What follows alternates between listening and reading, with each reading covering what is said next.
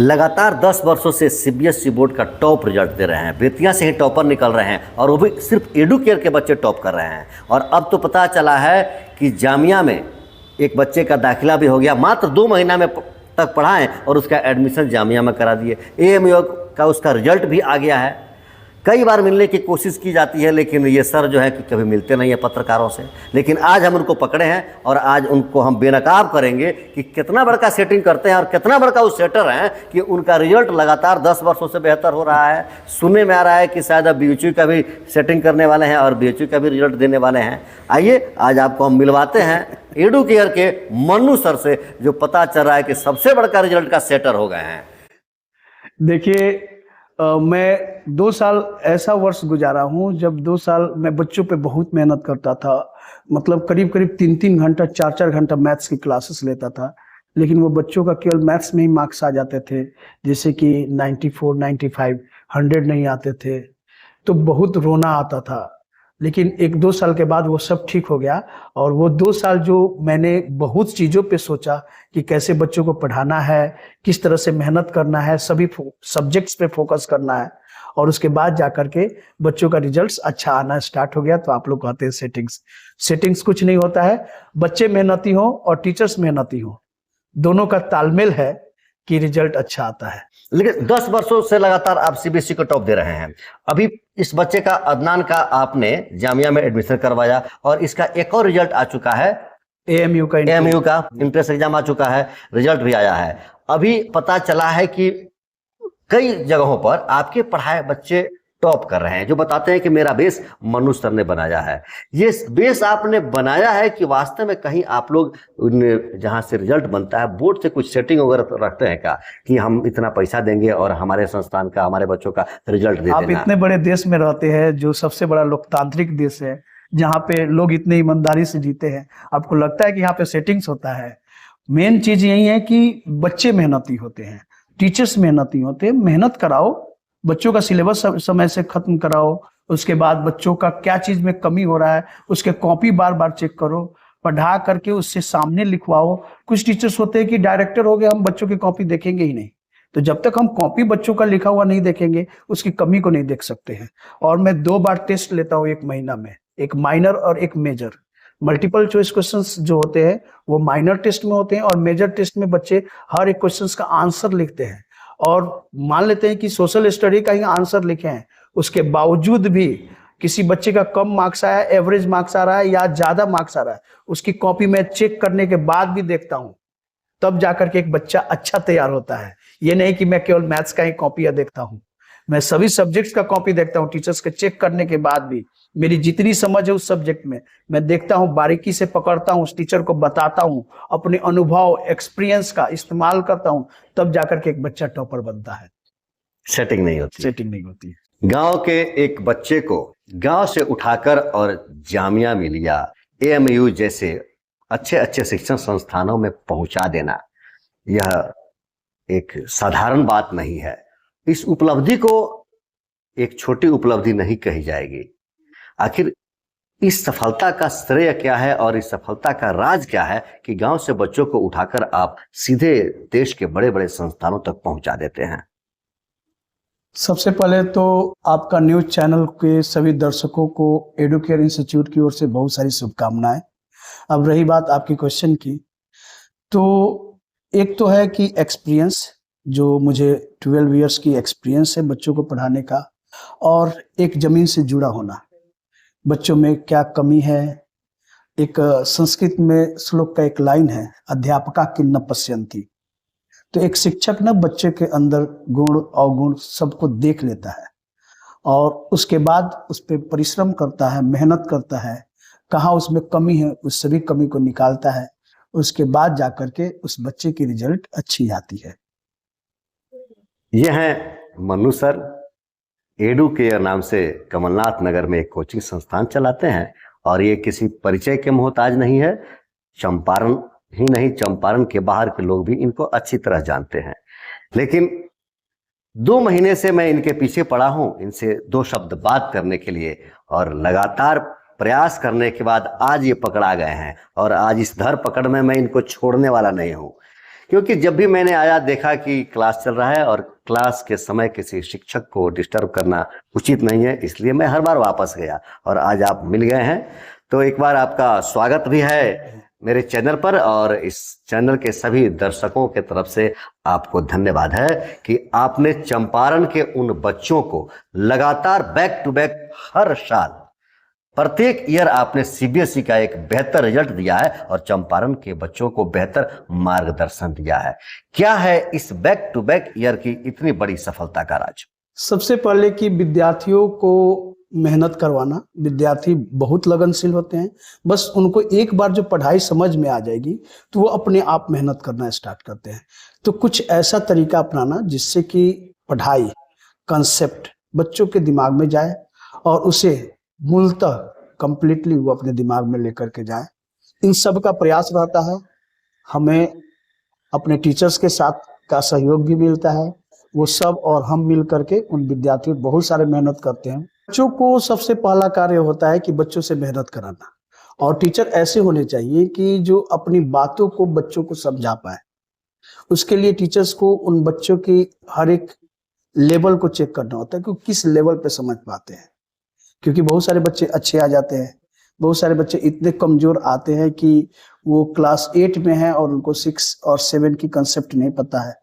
तो उन लेवल को मेंटेन कराना, क्लास से पहले उनको बुला करके पढ़वाना, फिर एक्स्ट्रा समय दे करके, खास करके मेरे अंडर में टीचर्स कार्य करते हैं, मैं कार्य करता हूँ, उस बच्चे पे मैं अपना फोकस करता हूँ, मेहनत करता हूँ, समय देता हूँ, किसी अन्य कार्य पे नहीं, केवल बच्चा पे फोकस किया जाता है। तब जाकर के एक बच्चा अच्छा तैयार होता है और वो रिजल्ट लाता है।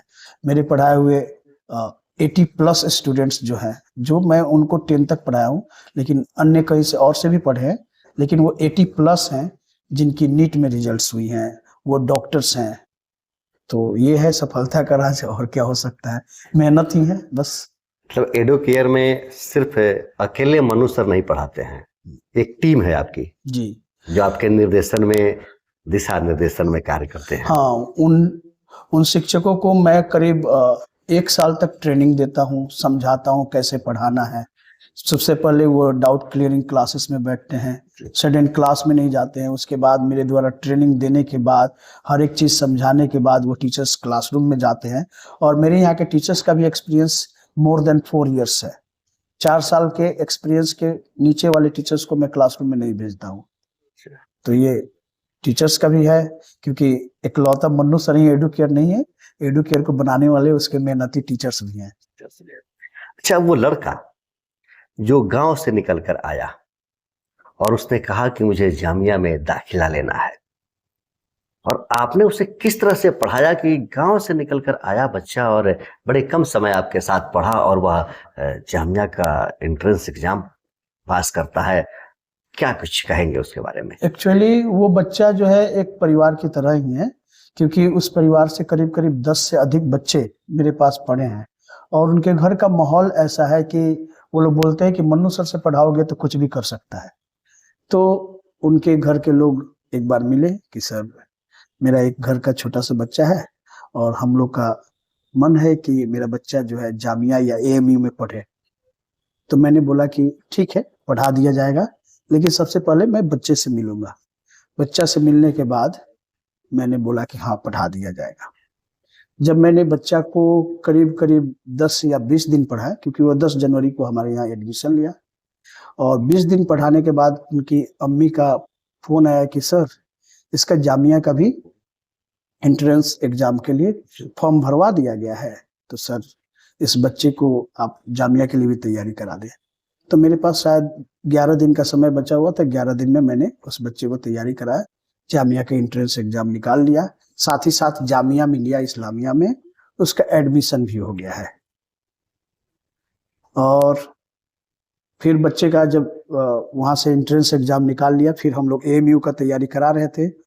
तो अप्रैल आधा तक उस बच्चे को मैंने पढ़ाया, क्योंकि उसके जामिया में एडमिशन भी लेना था, तो आधा तक पढ़ाया। उसमें मैंने 2 या 3 बार सिलेबस कंप्लीट करवा दिया, जिससे कि उस बच्चे को पूरा का पूरा कोर कंसेप्ट क्लियर हो गया, और वो बच्चा अभी एएमयू का एंट्रेंस एग्जाम भी निकाल लिया है।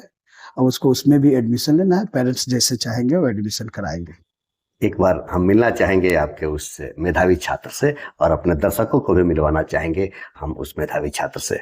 तो मिस्टर अदनान, सबसे पहले आपको बधाई कि आपने जामिया मिलिया जैसे विद्यालय का एंट्रेंस एग्जाम पास किया, आपने AMU का एंट्रेंस एग्जाम पास किया और आप अपनी मंजिल की तरफ अग्रसर हैं। लेकिन आपसे हम जानना चाहेंगे कि मन्नू सर, उन्होंने आपके इस उपलब्धि में आपको यहाँ तक पहुँचाने में क्या सहयोग किया और क्या कुछ बताएंगे कि मन्नू सर ने कैसे आपको आपकी तैयारी करवाई? शुक्रिया। मन्नू सर ने मुझे 10 जनवरी से पढ़ाया था। उन्होंने मतलब रोज दिन मुझसे 400 क्वेश्चन सॉल्व कराते थे। उन्होंने ही मतलब बुक दिया था मुझे पढ़ने के लिए और लगभग मुझे अप्रैल तक पढ़ाए थे। और हम जामिया और अलीगढ़ का एग्जाम दिए थे, जिसमें हम जामिया भी का एंट्रेंस भी क्लियर किए और अलीगढ़ का भी एंट्रेंस क्लियर किया। क्या आपको पता था और सर को पता था कि जामिया का भी एग्जाम देना है और फिर AMU का भी एग्जाम देना है? जी, हमें मतलब हमारे फैमिली वाले ने बोला था दोनों का एग्जाम देना है, तो अच्छा, सर हमको तैयारी करवाए थे। तो बड़ी हार्ड लेबर करनी पड़ी होगी, एक साथ दो बड़े बड़े संस्थान के एंट्रेंस एग्जाम देने हैं, तो क्या बीच में उबन महसूस नहीं हुई या ऐसा? ना वैसे नहीं हुआ, क्योंकि मनु सर अच्छे से कॉन्सेप्ट क्लियर कराते थे, इसलिए जैसे हम 2 बार सिलेबस भी पूरा किए थे सर के 2 पास। बार कर लिए थे पूरा? जी, कर लिए थे। क्या आपको लगता है कि इस तरह के एग्जाम्स अगर अन्य बच्चा देना चाहे और वो चाहे कि हम आगे बेहतर कॉलेज में, विद्यालय में या कहीं भी नामांकन लें, तो इसके लिए मनु सर उपयोगी हैं क्या? जी, अगर दूसरा कोई भी बच्चा चाहता हो एंट्रेंस एग्जाम देने के लिए तो मनु सर से संपर्क कर लीजिएगा। अच्छा से पढ़ाते हैं बच्चों सबको और पूरा कॉन्सेप्ट क्लियर करा देते हैं पढ़ाई कराते हुए। कंसेप्ट क्लियर कराते हैं? जी। ऐसा तो नहीं कि बड़ी मार पीट करके डंडा के ना, दम पर पढ़ाते हो? बच्चों को अच्छे से मतलब कि समझा के पढ़ाते हैं, उस तरह मारपीट नहीं करते।